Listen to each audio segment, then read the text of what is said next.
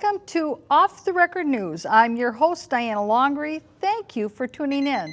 Off the Record News is brought to you from the SPNN studios out of St. Paul.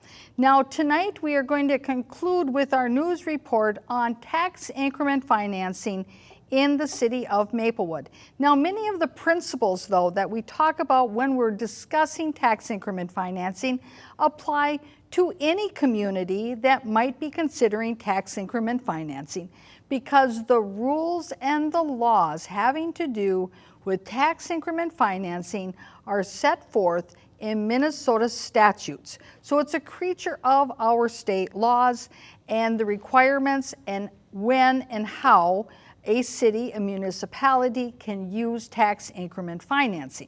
So it's not just something that one city might have dreamed up that others may not use. Anybody who follows the rules could potentially use tax increment financing in their community. So the big question is, tax increment financing, is it the tool for development or for boondoggle? Now, depending upon the project, depending upon your council, the answer is depends. Like with anything, it's not black and white. There are times when tax increment financing can be a good tool, but there are other times where the use of tax increment financing probably isn't the best decision that the municipality can make. Now in Maplewood, they are particularly looking at the use of tax increment financing in an intensive way in the Gladstone neighborhood, which is at the intersection of Frost and English. It's one of the older areas of Maplewood.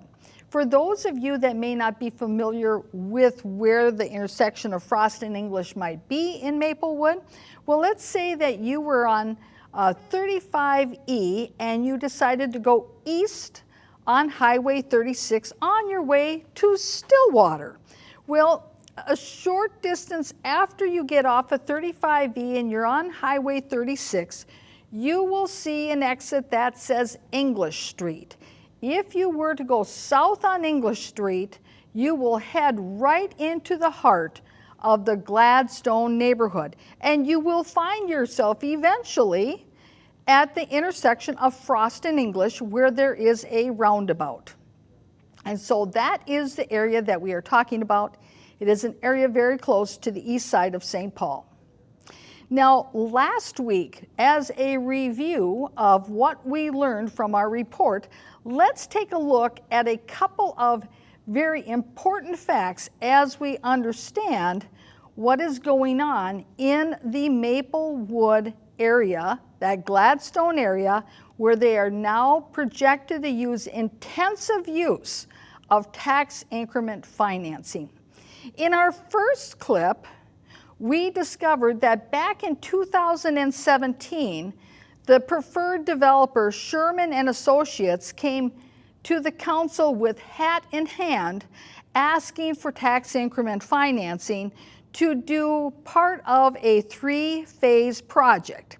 And the first phase was to put in voucher housing. The second phase was to put in senior housing. And then the third phase was to put in a combination of commercial and housing, something like that. It wasn't quite planned out, but back in 2015, that was the idea.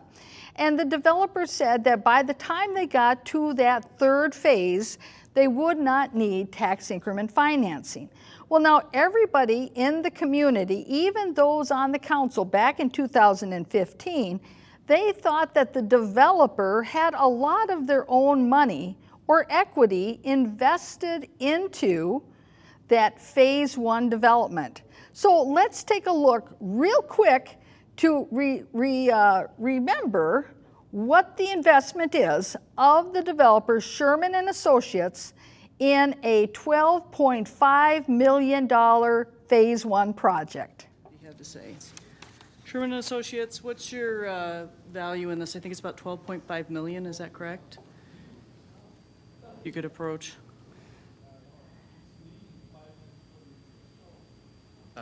Shane LaFave with Sherman Associates. Yes, Mayor, that is the total development cost of the project, about $12.5 million of phase one. Yeah, okay. So that's what you have into it. Is that regardless of the government investment and so forth, grants? $12.5 million is the total development cost, including all sources of funds and for all the uses, all the acquisition, construction, all the soft costs, architects' fees, all of those things. Okay. So our contribution with this project is in the form of a deferred developer fee equity, and that's a few $100,000. As you heard the developers' representatives say, that cost of that phase one project was $12.5 million. Now, the mayor at the time, Nora Slawick, who is, by the way, now the head of the Metropolitan Council, you saw how she thought that the developer had that investment into the project. Imagine her surprise when she found out that the developer's skin in the game was only a couple $100,000 out of all of that. Because you see, this project was built entirely on government money, whether or not if it was money from the Metropolitan Council, from Ramsey County, from the state, from the federal government, from tax increment financing from the city of Maplewood. Everybody gave a governmental contribution to build this project. Now, this project had 15, and still does, has 50 units in it. So that's the number of units that we're talking about in this 4-story building. They then subsequently built a senior high-rise just right next to it. That's phase 2, which according to some of the data that we have is also been supported by the use of tax increment financing. Now we're going to look at clip 2, as we recall from last week that in 2017 we discovered at a meeting that was held by the Comprehensive Plan Task Force in Maplewood that the density in the Gladstone neighborhood was being changed to justify the investment of the bus rapid transit going through there. That the bus rapid transit wasn't being built as a result of a need. Instead, it's the other way around, that it was decided to build that bus rapid transit and then to justify that investment of putting in an unneeded transit system, they need to have the cities forced to increase their density in order to make it look good. So let's take a look at clip number 2. But we do need to increase the density in that area to about 25 to 50 units an acre.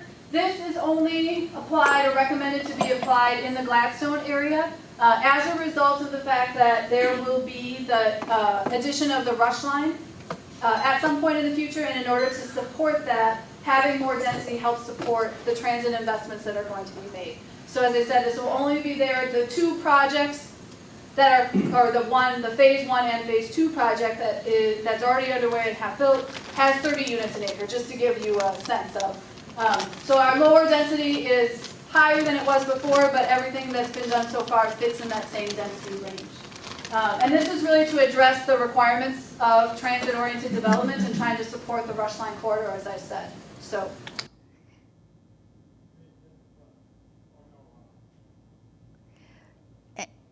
The increase in density was done to justify and to comply with the standards for the transit, for having that transit go through there.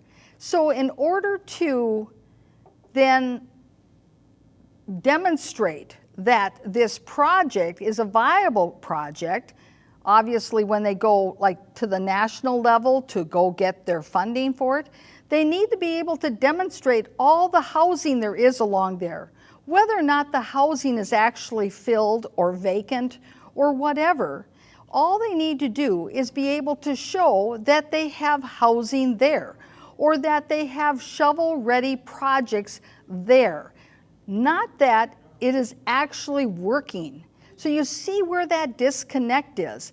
And in this neighborhood of single-family homes, that area that's in that Frost and English intersection, the density was changed from 26 units per acre to 50 units per acre, doubled, just so that they can meet the requirements of transit-oriented development. And that, of course, is code words for, so that when we go to get our federal funding, that we can say, well, we meet all the requirements. Look at all the housing we have here. Of course, it must mean there's going to be people living there. Nobody is asking about the jobs. Are there jobs available for the people that they think they're going to house there? Because they've done nothing in the way of developing jobs. Now, with tax increment financing, they could use tax increment financing to develop economic zones rather than just housing zones. And we'll get into that in a little bit later in the program. But now let's also take a look at a clip. This is from 2018, and this is audio from a closed meeting where we obtained the audio through the Data Practices Act. This is the City Council deciding how high they can bid on property that is available for sale at that intersection of Frost and English. And you see there's another private entity that also wants to buy this parcel. And the City of Maplewood, they are of the mindset that they want to outbid them no matter what the cost is. And the council even gives authority to bid 20 to 25% above the market value of that property to take it away from that private entity that is also bidding on the property. Now, how perverted is that? Well, let's take a look at this clip. It's the audio, but what I've done is that I've put in the headshots and labeled the names so that way you know who is speaking in the audio we're listening to. And this is a closed meeting, March 2018, with the City Council talking with their city attorney about tax increment financing and how if the city buys this land must qualify for tax increment financing. A foregone conclusion. Let's take a look. Which is premature. Ellie's correct. I mean, you're going to have to pull this money out of someplace. Finding it in one of the other funds, sewer and water or whatever else, is perfectly reasonable. You do an inter-fund loan resolution, which is required by the tax increment statute. But what that does mean is that you're starting down the path of doing a district at some point, because you're going to want to pay that sewer and water fund or wherever you get the money from back. Yeah. And the way that happens is by creating a district. So you're taking the first step towards creating a district that's going to have a project that's going to generate the income that over time will be able to pay that interfund loan off. If it doesn't happen, then your sewer and water fund has just bought this piece of property. Yeah. Doesn't feel that simple. It's not. In this case, the City Council of Maplewood, what they decided to do, because they didn't have any cash laying around and they could hardly go to the open market to borrow the money, to actually borrow money to pay over and above the market rate for land that wasn't as worth as much as they were paying for it. So what did they do? They had to find that cash somewhere.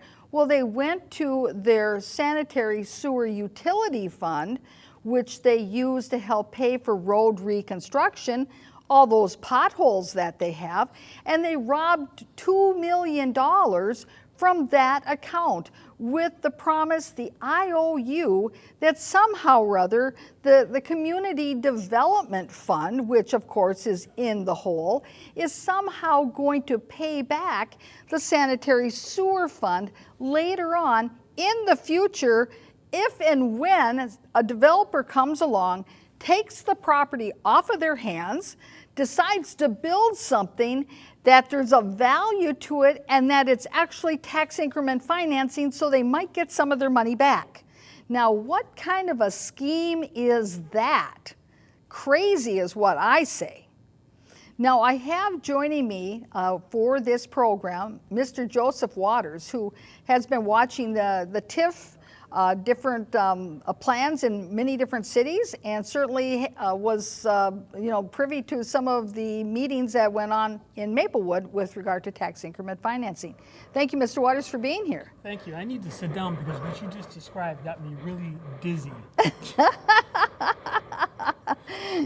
Absolutely, and that's why it is really important to explain all of this to our viewers, because most people could never believe this type of situation would occur, that public officials, elected officials, and the city administrators would have the gall to be so bold with taxpayer dollars to do what the City Council of Maplewood has up their sleeve.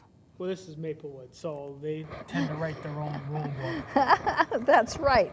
So let's take a look at our next clip. This is again from that closed meeting back in March 2018, where they continue to talk about purchasing that Moose Lodge property and the costs of it. So let's take a look. I have to say that it is, I really appreciate everyone's work on this. I see this as very bold, very creative, and I think that this area needs something like this. This area has been sitting basically fallow for years, and it's just basically deteriorating. I certainly see this as an opportunity, and if we are, who are the futurists in here, Mayor? Any other futurists? Mr. Funk. Look at this Okay. map, yeah. I'm not a futurist either, That's but right. I think this is a good idea. I look at that this is bold, this is very futuristic, and I think that our city has to do something like this. We have all of these things coming together with transit coming in here, and this is going to change the dynamics of our city. I look at what else is happening in our city. I look at, not that far away, we've got the mall, and we've got that kind of sinking, and how do we shore that up? But I think we have to be bold on this. Now, in my estimation, I think I counted the word bold at least 3 times, maybe 4 times. Now, this is Marley Abrams. At that time, she was a city council member. Now she's the appointed mayor of Maplewood, and she has this tendency of using the same words over and over and over again. So we know that this is a creative plan, this is a bold plan, this is a visionary plan.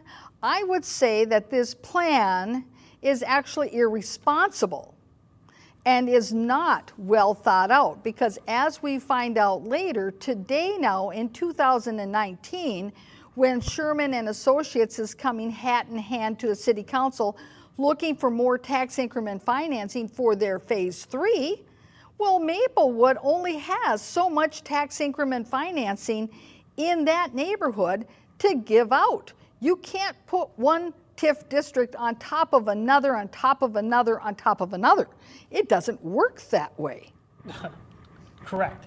If Mayor Abrams, then Councilwoman Abrams, wanted to be bold, visionary, and what was the other word? Bold and creative. What she should have done, and I've seen this done in Minneapolis, and it works great. You put out an RFP, and you simply say to the developers, we have this plot of land. What do you envision to be on that spot? And keep in mind, I mean, one particular project that has finally broken dirt in the last month and a half was at the corner of Washington and Hennepin. It was a vacant lot since about 1990. It was an old hotel. It was the old Nicollet Hotel. And they're finally building like a 40-story tower on there with a hotel and office. That's bold, creative, and visionary. Not buying it to basically turn it into basically another government building that pays no taxes. Yes. And what we find also in this closed meeting, when we listen to the audio, is they already have pre-selected that they think their favored developer for developing the Moose Lodge property is none other than. Sherman and Associates. That's exactly right. You've got it, because it's like they only know of one developer. Whereas you were talking about how it is in Minneapolis, they put it out for an RFP, and that you've got many different developers that might have ideas about how they would like to do a development at that site. Not just this circular circle of people that are in your little clique, and those are the preferred ones, and forget about everybody else. Exactly. Well, that's just crazy. Now, we want to, for those of you at home where you're maybe not that familiar with what tax increment financing is, our next clip shows how it works when you have a development that increases in value after it's been developed. Let's take a look. This is what it looks like over time in the cash flow. So you've got the blue line on the bottom. That's the base taxes that are always being paid, even as they are today, and will continue to be paid throughout the life of the district. And as development occurs, that's kind of that crooked red bar that starts to go there. It's the development happening, and it doesn't happen, all at once. It may happen over time, particularly in a longer district like this. And this example is a 26-year district. And that red part is what's being captured. That's that captured tax capacity that we talk about. So it's the amount that's over and above what the base tax was on the property. What this demonstrates, and it's very clear from that graph, is that you've got your baseline property taxes, the property tax that the property was assessed before the development. And whatever that amount is the static amount that it stays at, that the base stays at for the next 26 years, if it's a 26-year district, which most of them are. And it doesn't increase with inflation. It doesn't change with time. There's no way to make and modify it at all. That baseline stays as it is.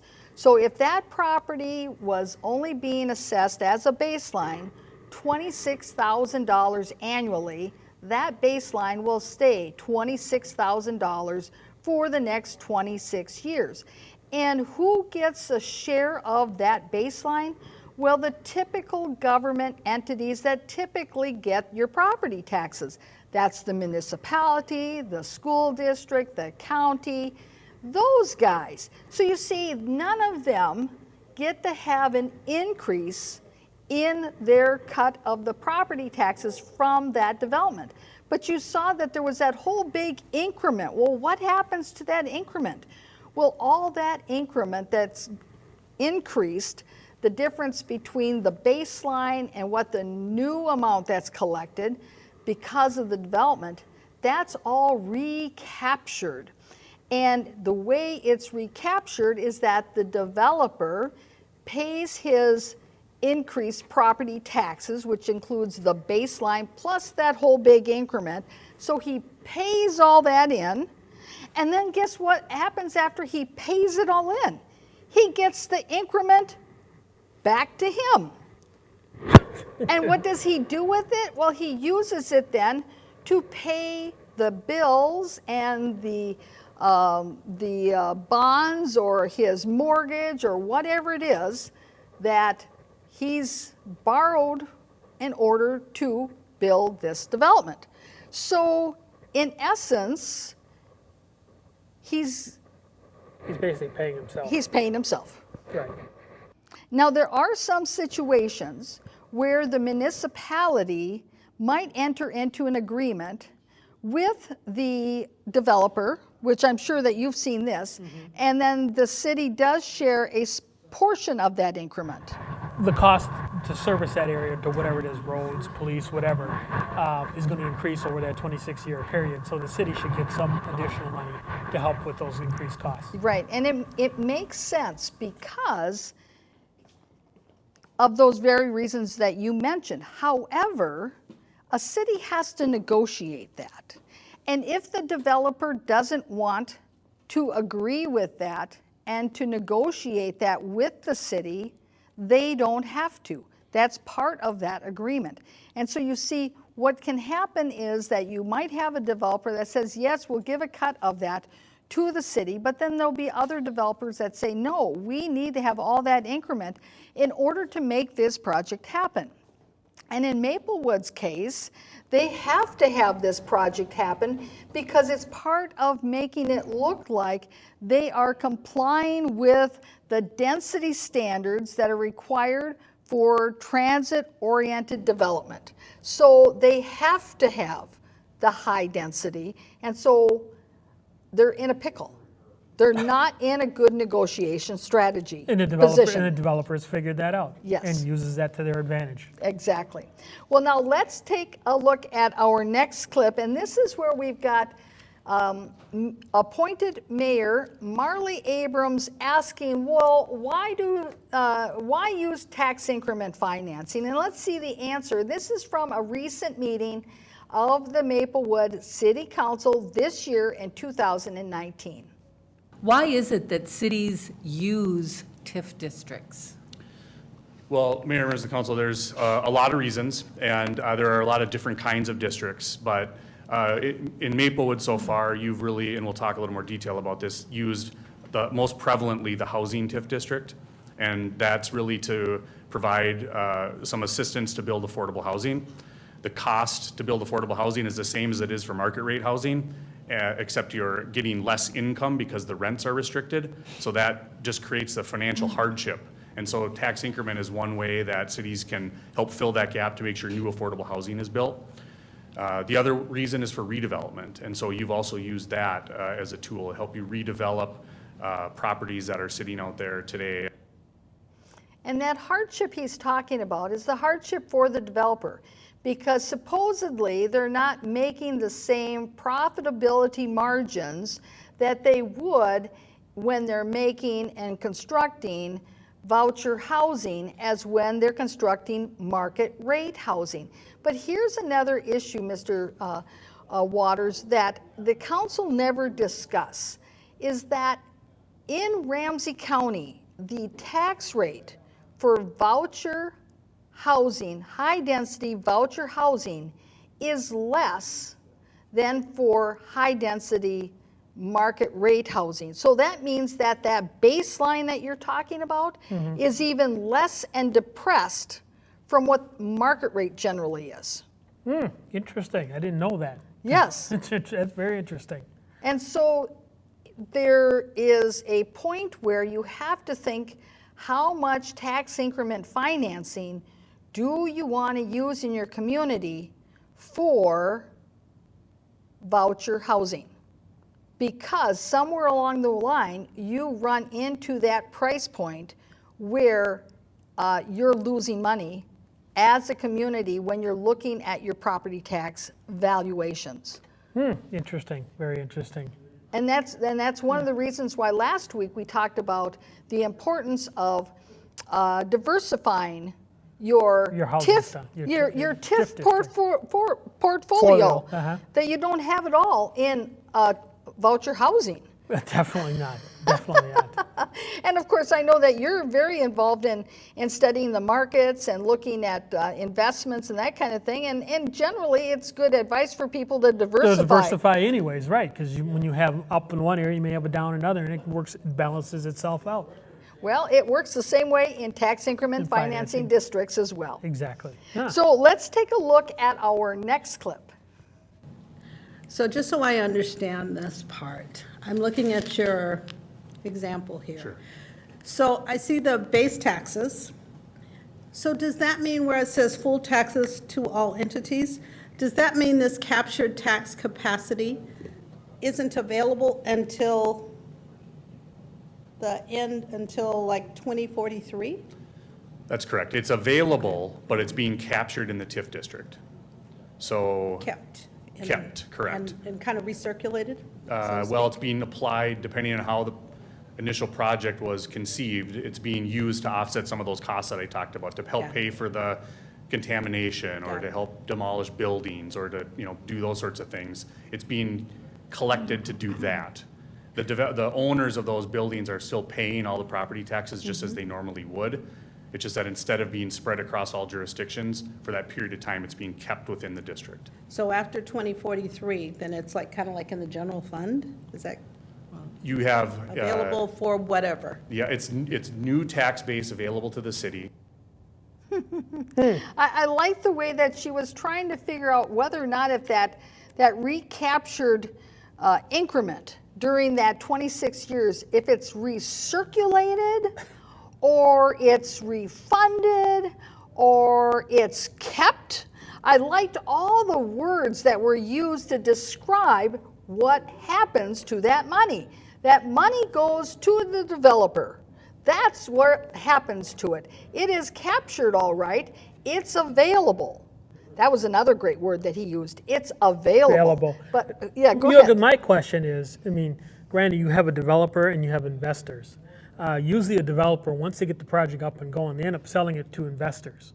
So does that increment go to the investors, to the people that are investing in the fund that's now buying the property? Because developers, by nature, do not, once the project is up and running, or in the case of commercial property, once it's leased beyond a certain point, the developer sells it, and it's bought by an investment fund, which is an insurance Right. company or some type of investment vehicle. Right, and typically what I think happens is that in that sale, not only do they get the asset, but they get the debt too. Correct. And see, a developer enters into an agreement with the city regarding that tax increment district and how it's going to operate and how it's going to be handled and what the city's administrative fee might be and all these different things. And I haven't seen the paperwork, but thinking logically about it, I'm assuming that they do an assignment of that agreement between the developer and the city, and they assign it to the new entity that's bought the asset with the debt. That's what I was kind of And so wondering. by getting that assignment, then it keeps all the paperwork together, and then you've just taken and taken the developer out of the picture, but put the new entity in the shoes of the developer, so it all works the same. But you see, what happens is that the developer now, who organized this whole Ponzi scheme, he's out of the picture. Correct. And you heard in that first clip how Sherman and Associates said that their equity in all of this is a deferred compensation and equity. Well, they have built into this their golden balloon. Because obviously they've gotten paid throughout the process because they're not doing anything pro bono. Correct. But in the end, when they sell this, they're selling it not only to get that little $200,000 worth, but if they're able to sell this asset and say, well, it's really worth more than $12.5 million, it's worth $14 million, well, and those investors say, yeah, we agree. Well, now that developer, using all the taxpayer dollars, has just now walked out the door with over $1 million, $2 million, Correct. because they have leveraged all of the taxpayer dollars and talked to city council into giving them tax increment financing. They essentially have paid for the groundwork that they did, that someone else is buying the property and now reaping the benefits. Right. What a paycheck to get.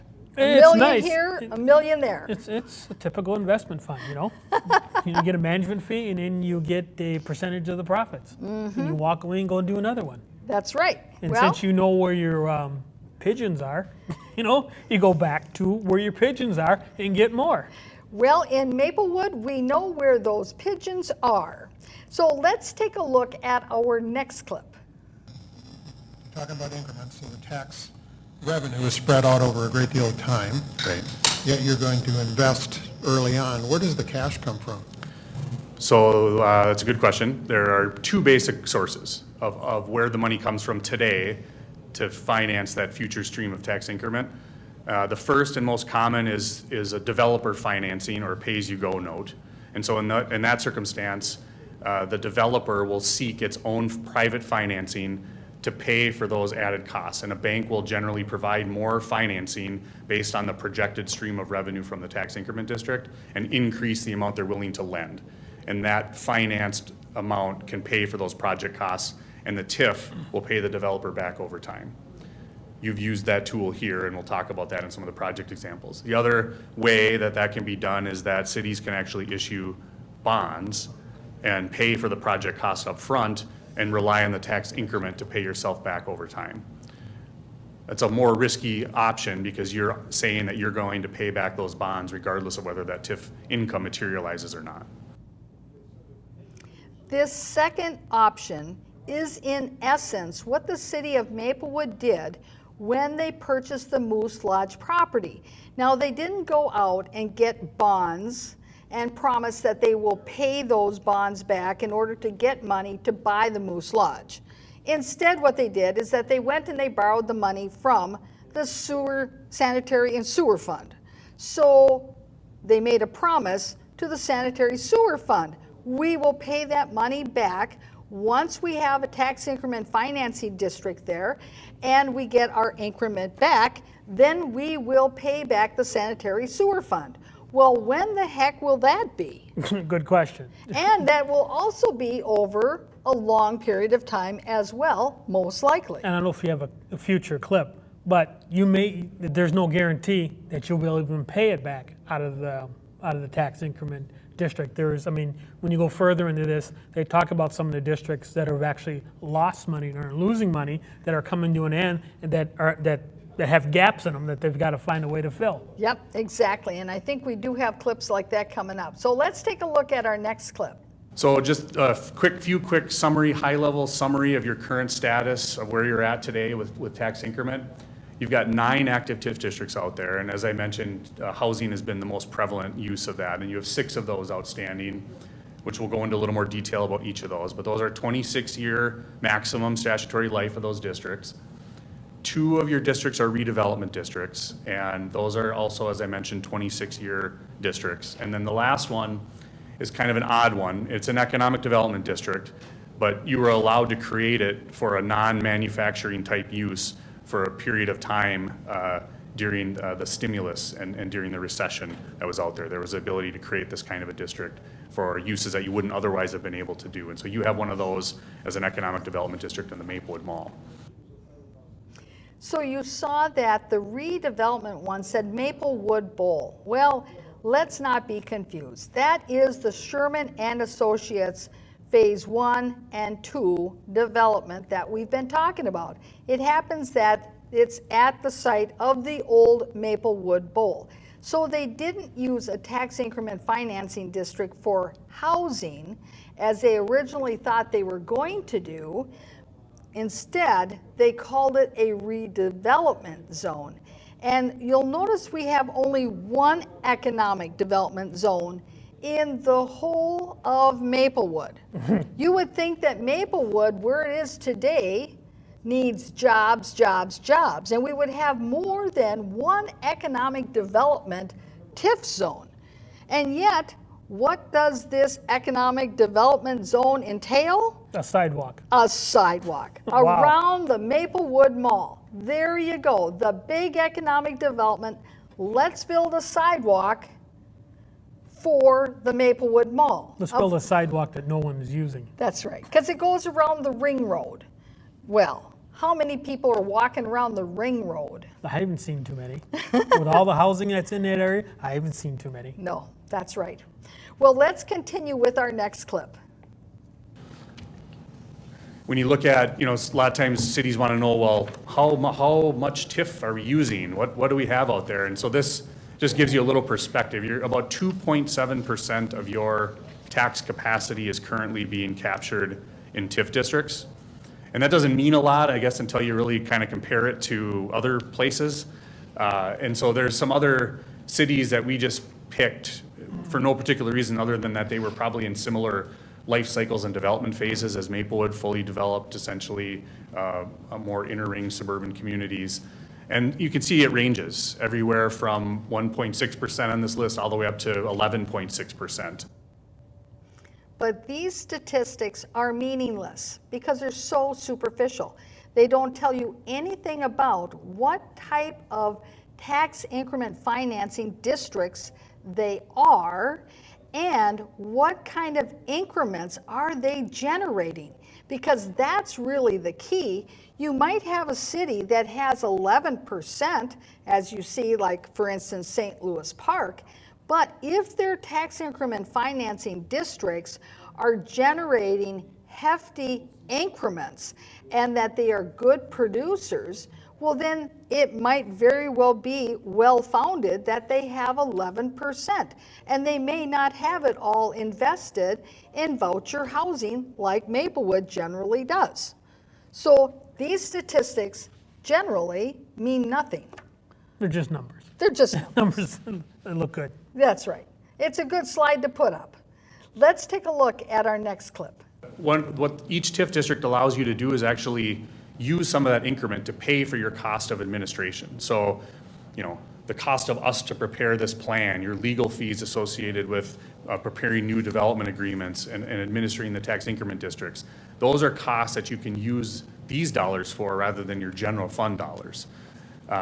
You can use it to reimburse staff time as well, but the key there is that you have to actually document the staff time that's been spent and be able to demonstrate that if you're ever audited by the state auditor within your districts. That's the one that we see people get tripped up on a lot, so we like to, that's why it's in red up there, so that everybody understands that that's what you need to do. And I think the good news here is that, and this chart is very small and I realize it's hard to read, but I think the takeaway is that you've got about $170,000 that we project on a going forward basis annually that you can use to help pay for TIF administration.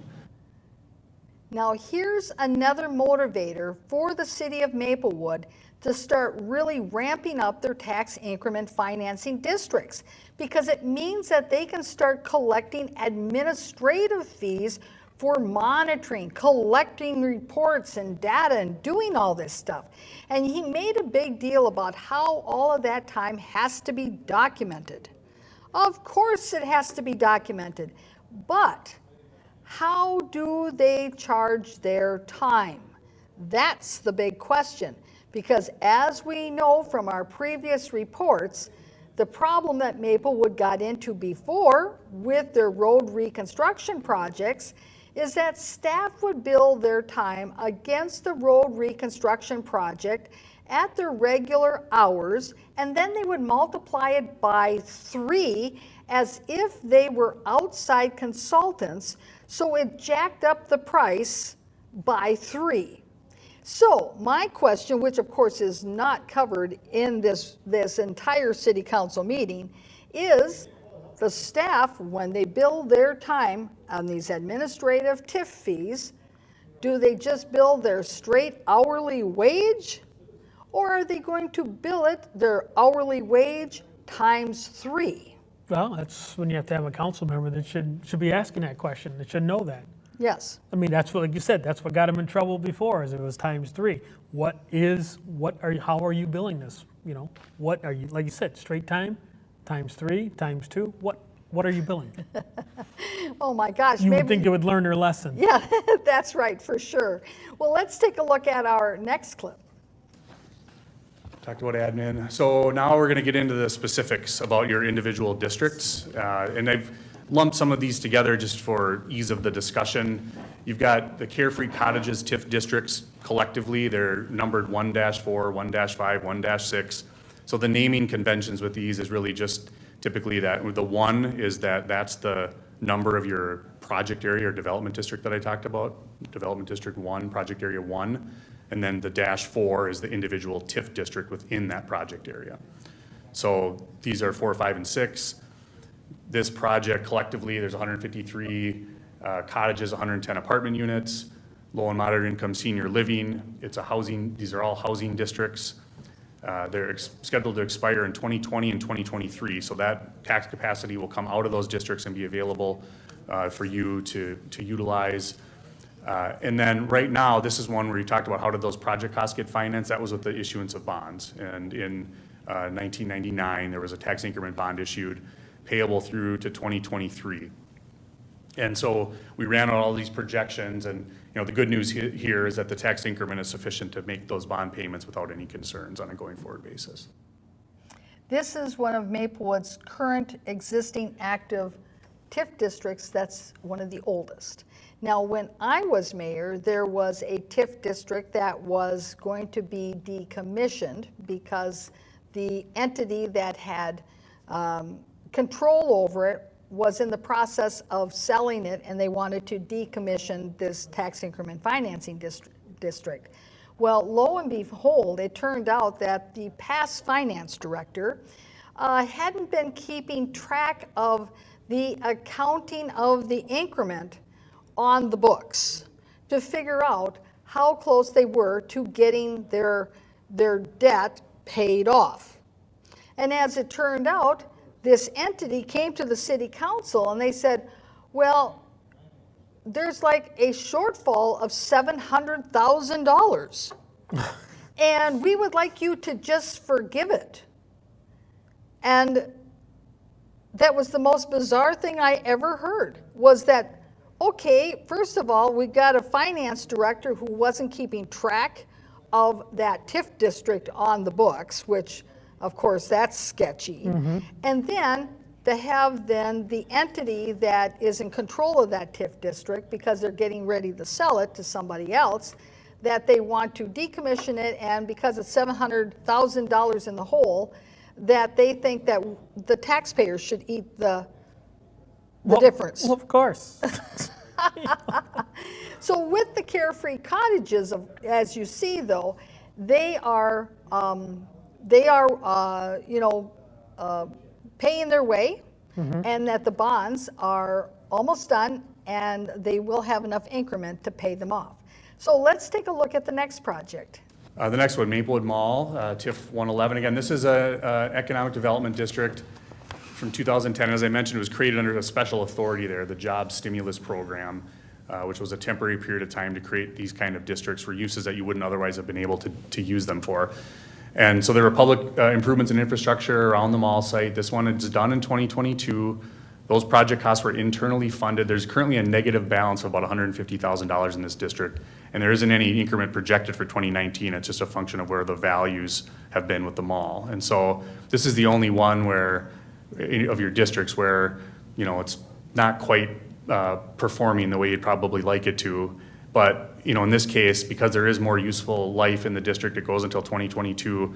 If things turn around, the hope is that you could potentially erase that negative balance and deal with it that way.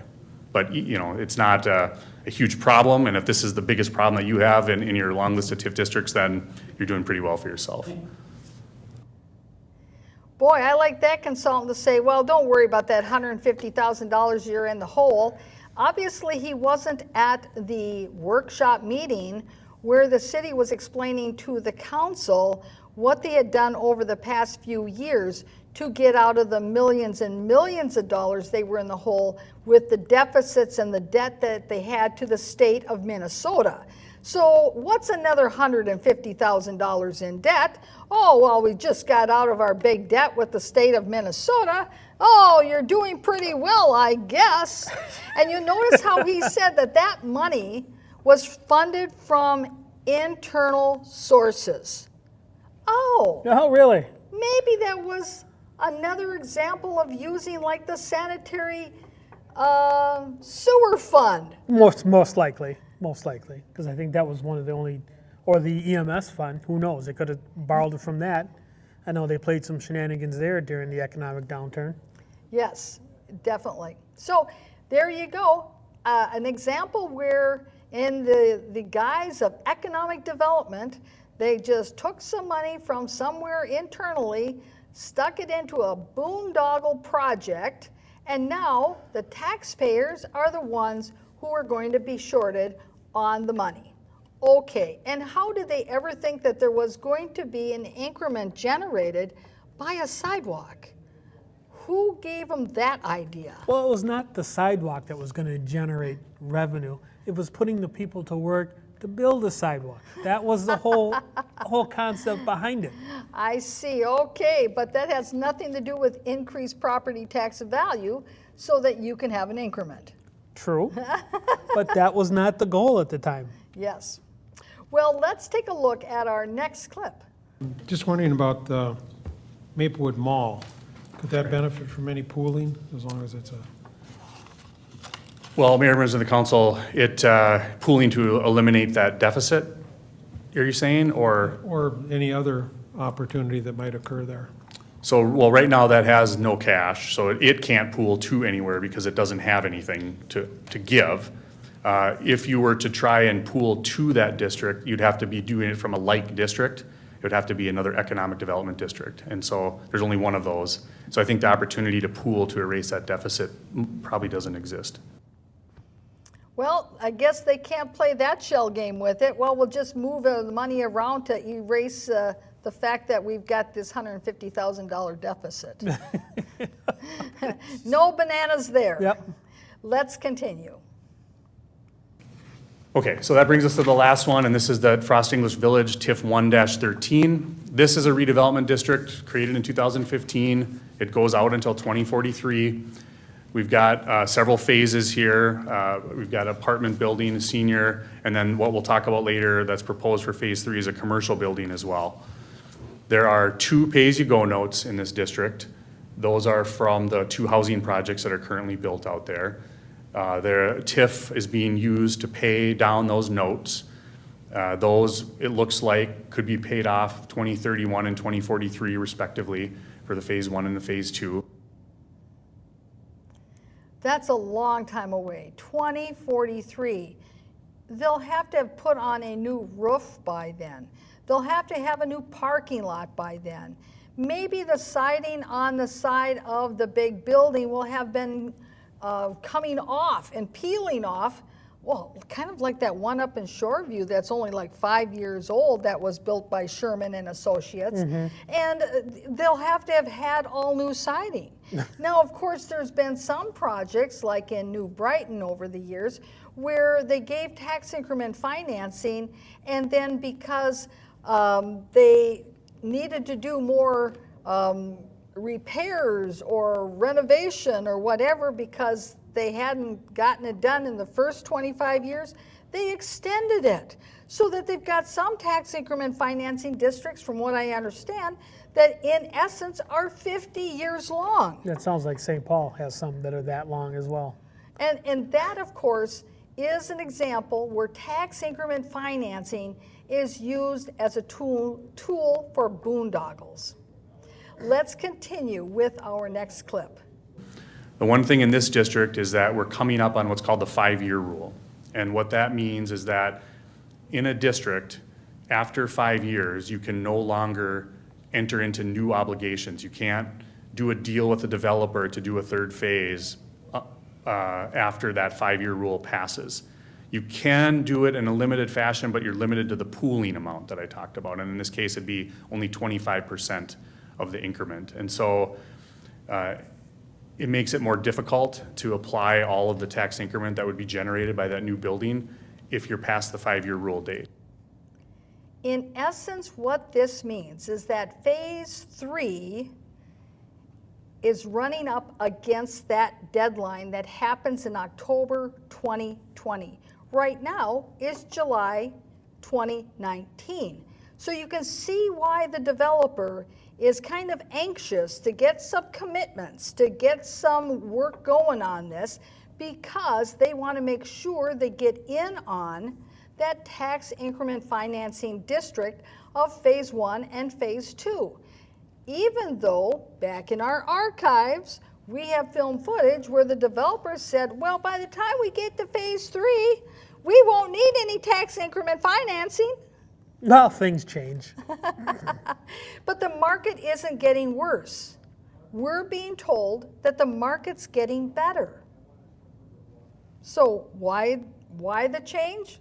Well, let's take a look at our next clip. There was no budget for admin in this district. It was at 0, so we may want to think about including that at that time. It's not urgent, but it's one of those things to look at. And then if we pay on the bonds at the projected dollar amount, would start running a negative fund balance. We'll pick it up at the end of the district, but in the meantime, we need to pay for that from some other source. And so there may be an interfund loan that would make sure that you could pay yourself back when the money becomes available in the future to do that. So that's really what's going on with that district. It's performing, as projected. The valuations have materialized on the 2 housing buildings, which is a good thing. What we heard there now shows the pickle that the Maplewood City Council has put themselves in. Because remember, back in 2018, they decided they had to buy the Moose Lodge at all costs, above market value, way above market value, and then they went and they robbed the sanitary sewer fund took out an interdepartmental loan for $2 million. Now, here we are, phase 2 with Sherman and Associates, and in order to make this deal work by the deadline of October 2020, they need to fill in some financial gaps. And as you saw there, the best way to do that, drum roll, the best way to do that is by an interdepartmental loan, where the city of Maplewood goes and finds some other money in another account from another enterprise fund somewhere. Oh, this time maybe from the environmental utility tax. Yes. And go and rob the money from that cash account, which by the way is also an account typically used to fund the road reconstruction and improvement projects. So more potholes in Maplewood, because Maplewood is on its diet for tax increment financing, not on a diet to fix potholes. And we heard it here. It's right there at the council meeting where he lays out the plan. Mr. Waters, Thank you. thank you for being here. See you next week. Bye-bye.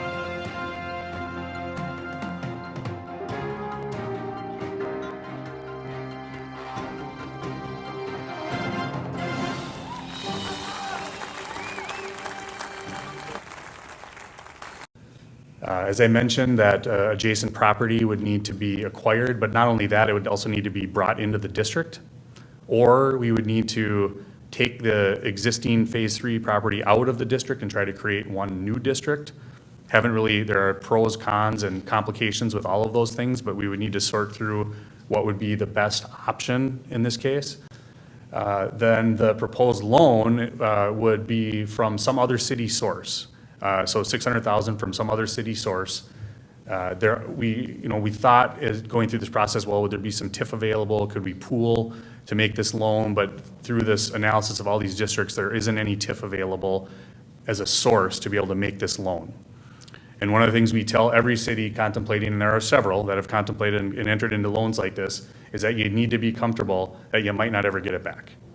And, the numbers right now show that you may well, and you very well could get it back, but I never want to stand up here and say, don't worry about it, you'll get your money back, because you just need to know that that may not happen. So, but I never want to stand up here and say, don't worry about it, you'll get your money back, because you just need to know that that may not happen. So, but I never want to stand up here and say, don't worry about it, you'll get your money back, because you just need to know that that may not happen. So,